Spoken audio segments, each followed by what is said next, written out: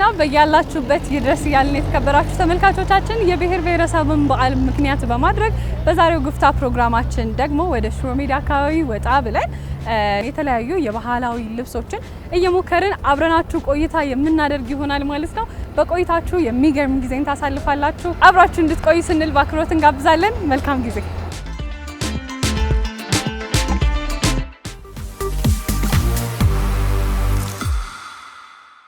ቀደም ብዬ እንግዲህ እንደነገርኳችሁ ሽሮ ሜዳ በሚገኘው መሸጫ ሱቆች አካባቢ ነው የምገኘው። እንግዲህ እህቴን አግኝቻታለሁ። እንተዋወቅሽ። አለም ፀሐይ መስፍን እባላለሁ።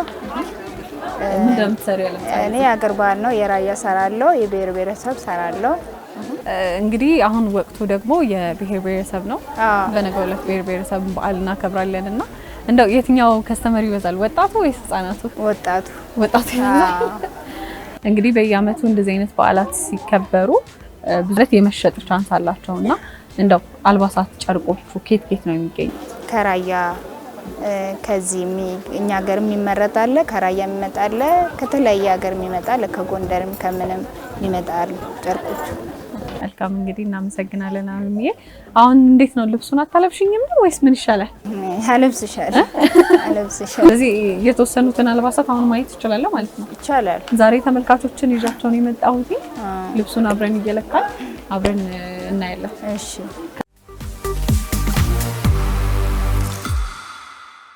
በርካታ አልባሳትን ከምናገኝባቸው የገበያ ማዕከሎች አንዱ ደግሞ ሽሮ ሜዳ የገበያ ማዕከል ነው። ታዲያ አሁን ደግሞ መጀመሪያ ላይ የሞከርኩት የአፋር ልብስ ነው ማለት ነው። ከወገብ በታች ወራጅ የሆነ ረጅም ቀሚስ ለክቻለሁኝ። ታዲያ ይህ ቀሚስ እንግዲህ ወገባችን ላይ ይጠቀለላል ማለት ነው። ሳሳ ካለ ጨርቅ እንግዲህ ከጥጥ ወይም ደግሞ ተልባ ከሚባል ጨርቅ የተሰራ ነው ማለት ነው። ታዲያ ይህ ወገብ ላይ ይጠቀለላል። ከዛ ቀጥሎ ደግሞ ጸጉሬ ላይ የምታዩት ጨርቅ ጸጉር መሸፈኛ የሆነች ስስ ከሆነች ጨርቅ የሚሰራ ነው። ሌላኛው ደግሞ እዚህ ግንባሬ ላይ የምትመለከቱት በክር ከተሰራች በዶቃዎች ያሸበረቀች የግንባር ጌጥ ናት።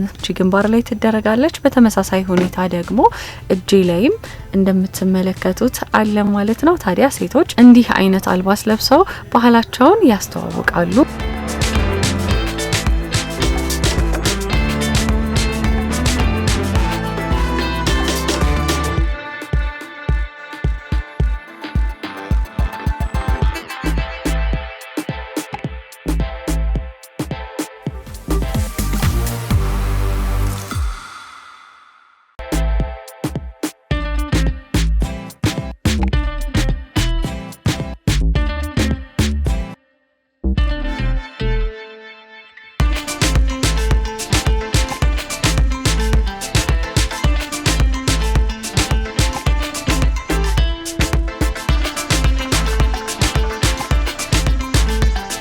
በተከታይነት ደግሞ የምትመለከቱት እንግዲህ በሐረር አካባቢ የሚለበስ አልባስ ነው።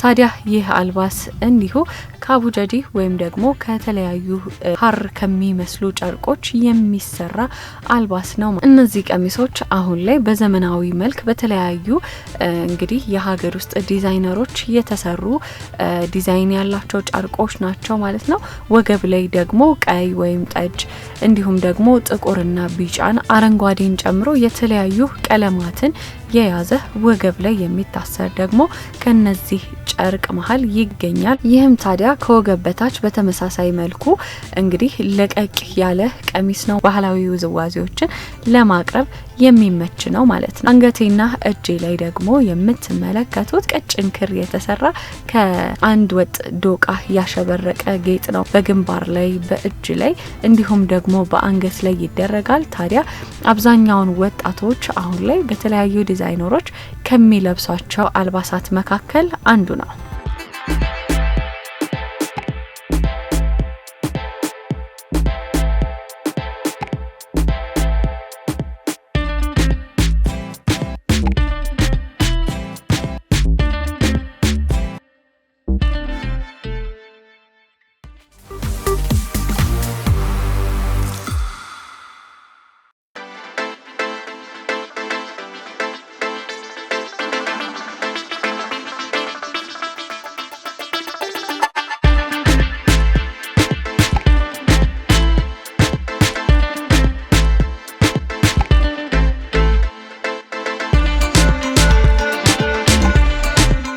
ሌላኛው ደግሞ እዚህ ጋር የምትመለከቱት ጋሞ ወይም ደግሞ የወላይታ ልብስ በመባል ይታወቃል።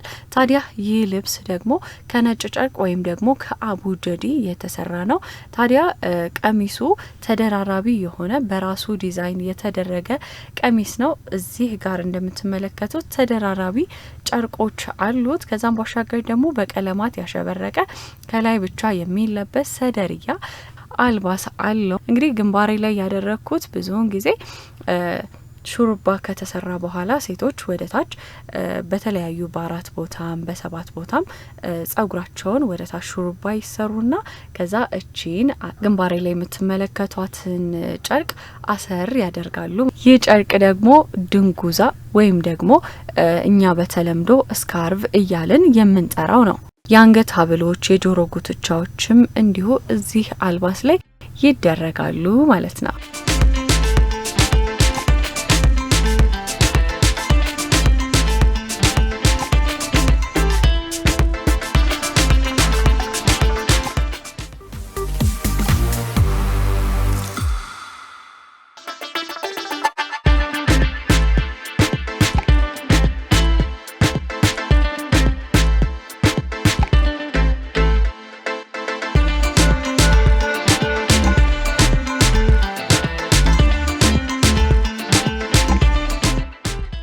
አሁን ደግሞ የምትመለከቱት የጉራጌ አልባስ ነው። ይህ አልባስ ከጫፍ እስከ ጫፍ እንግዲህ ቀሚሱ ዝርዝር ቀሚስ በመባል የሚታወቅ ነው። የራሱ ዲዛይን ያለው ነጭ፣ ግራጫ ወይም ደግሞ ቢጫ አልባስ ብዙውን ጊዜ ከሹራቦች ጋር በመልበስ ይታወቃሉ። አልባስ ደግሞ የጥጥ ሻውል በመባል ይታወቃል። እዚህ አልባስ ደግሞ በተጨማሪ የተለያዩ ጌጦች ይደረጋሉ።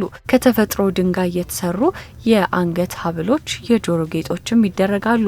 በተጨማሪ ከብር ከወርቅ እና የመሳሰሉት ጌጣጌጦችም እንዲሁ ከነዚህ አልባሳት ጋር ተደርገው ሲታዩ ይስተዋላል።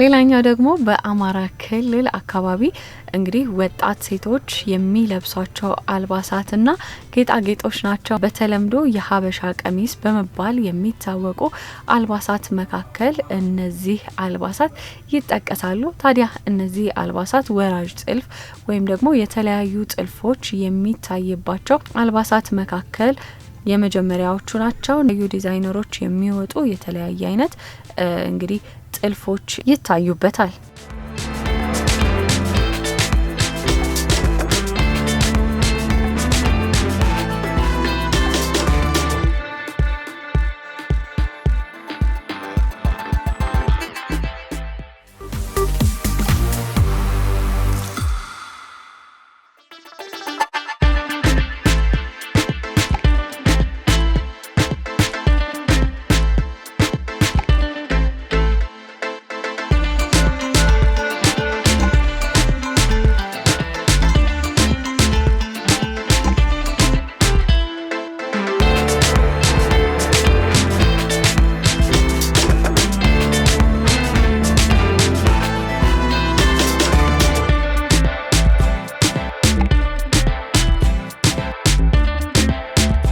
ከዚህ በማስከተል ደግሞ የምትመለከቱት አርሲ አካባቢ በመልበስ ይታወቃል።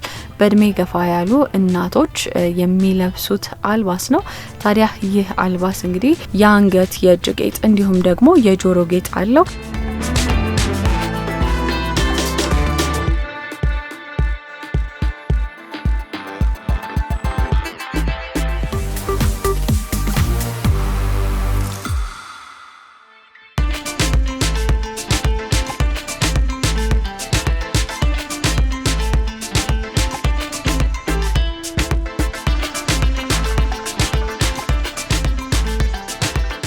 ሌላኛው ደግሞ በትግራይ አካባቢ አሁን ላይ በዘመናዊ መልኩ የሚለበስ አልባስ ነው። ይህ አልባስ ደግሞ ወጣቶች ሲለብሱት ይስተዋላል። በተለይ ደግሞ አሁን ላይ ቀለል ብሎ ለተለያዩ ፕሮግራሞች የሚለበስ አልባስ ነው። ከተለያዩ ቀለም ካላቸው ክሮች የተሰራ ወገብ ላይ የሚታሰር ጨርቅ አለው። ይህ ጨርቅ ከውስጥ ካሉ የተለያዩ የጥጥ ጨርቆች የሚሰራ ጨርቅ ነው። እግርና እጃቸው ላይ እንዲሁም ደግሞ አንገታቸው ላይ የተለያዩ ጥልፎች አሏቸው። እንደምትመለከቱት ግንባር ላይና አንገት ላይ የሚደረጉ ጌጦች አሉ። እነዚህ ሁሉ በዘመናዊ መንገድ ከባህል አልባሳት ጋር የሚለበሱ ጌጣጌጦች ናቸው ማለት ነው።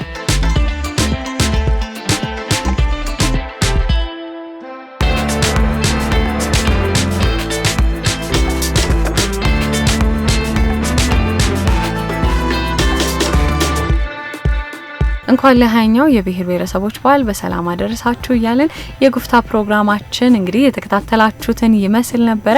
ከቀሪ የመዝናኛ ፕሮግራሞች ጋር መልካም ጊዜን ተመኘው። ቻው።